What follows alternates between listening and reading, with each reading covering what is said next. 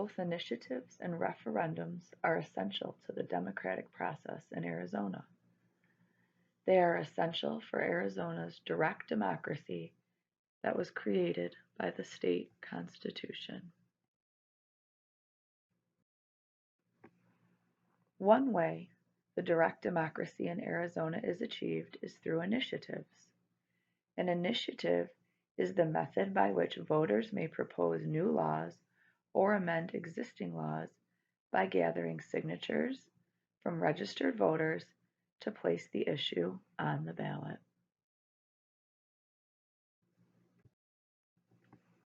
Another way direct democracy in Arizona is achieved is through referendums. A referendum is the method by which voters may veto a law or part of a law by gathering signatures from registered voters to place the issue on the ballot. The Constitution of Arizona provides voters with the ability to propose new laws or constitutional amendments through the initiative process. The person or organization putting forward the initiative must file these signatures with the Arizona Secretary of State's office at least 4 months prior to the next general election. If enough valid signatures are submitted, the proposed statutory or constitutional amendment will be placed on the next general election ballot. A yes vote is a vote for enacting a new law or constitutional amendment, while a no vote is a vote for retaining the existing law.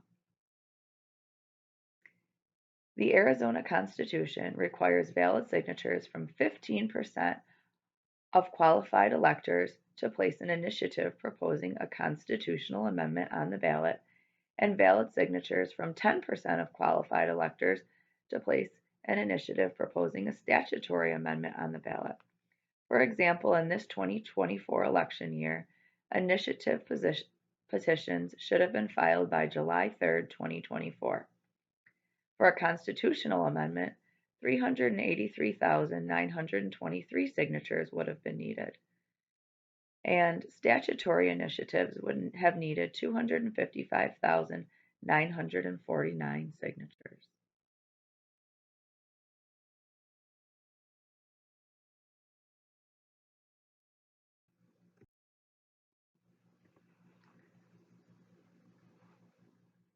The steps to getting an initiative are to form a political committee through the Arizona Secretary of State's online system, or designate an existing non-candidate political committee to act as the petition sponsor.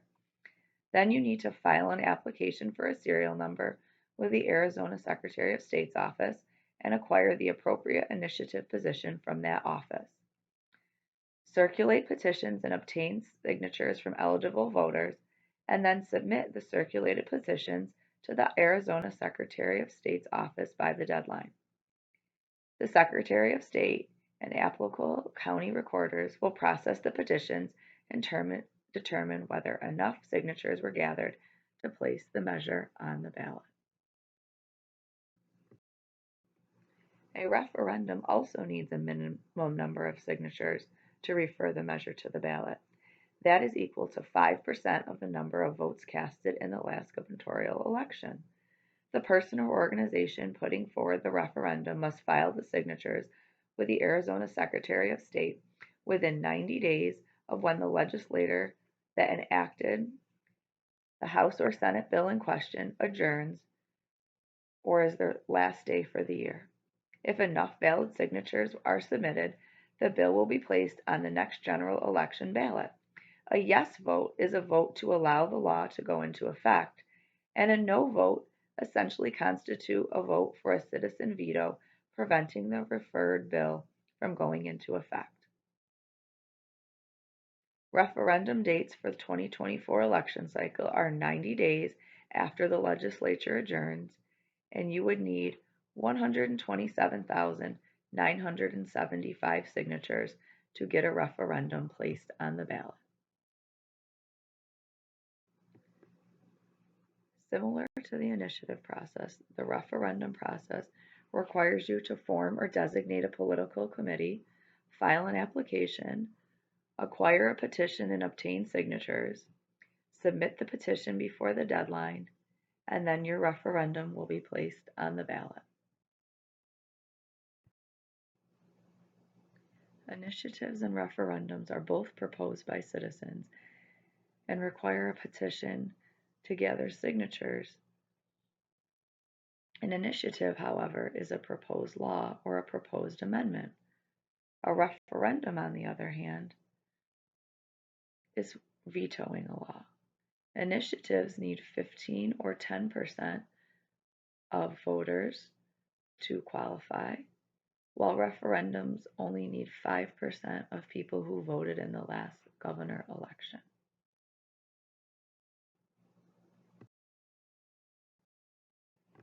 Initiatives and referendums are beneficial because they support direct democracy by allowing citizens to be directly involved in proposing laws and amendments as well as vetoing laws. Giving citizens these abilities really allows the people of Arizona to work on issues that are important to them. Some cons are that there are a large number of laws proposed by citizens in Arizona each year. Not all laws are well written, as drafting legislation can be a complicated process, and you need to make sure your law is written to a high standard.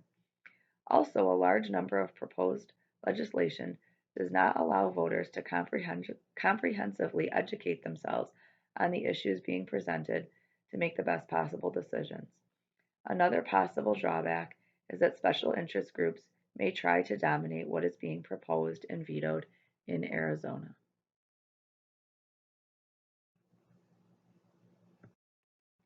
Arizona's constitution calls for the citizens of the state to be able to participate in their state's government. By utilizing initiatives and referendums, citizens of Arizona are able to make decisions for their state. They are able to directly propose amendments and legislations through initiatives, and they are able to veto laws that are not working for the people through referendums.